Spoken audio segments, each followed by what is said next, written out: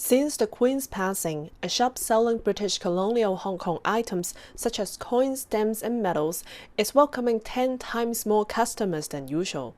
It's founded by Brian Ong. The royalty collector didn't expect people coming for tearful commemoration. They feel like they're losing an old friend or even a family member. She's more than a queen. It's also because life in Hong Kong wasn't that good in the past 2 decades, with retrogression in many ways. People miss the past, not because they like or want colonialism, but purely because it was the good old days. I think that's being reflected through mourning the Queen. Such sentiments are more visible at the British consulate, surrounded by a sea of flowers. People are queuing for up to 4 hours in the heat to sign the Book of Condolences. The colonial era is still in many people's memories in Hong Kong, which was ruled by Britain for 156 years before its handover to China in 1997. The most precious thing Britain left us is a social system with lots of freedoms to pursue our goals. The education was better. We were happier, less stressed and restricted. Britain didn't give us much in the way of democracy, but overall, it did more good than harm.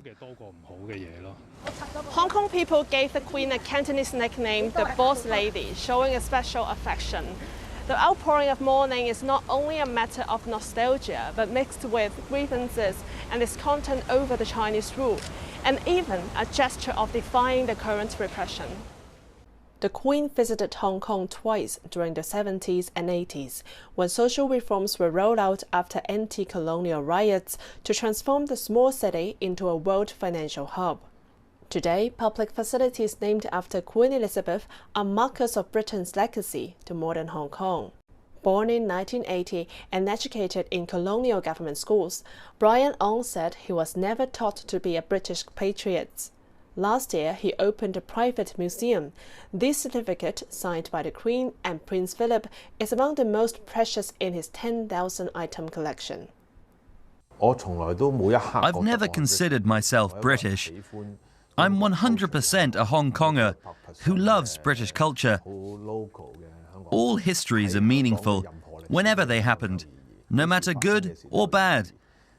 We shouldn't erase any part of it just because we don't like it. All of us should respect our past.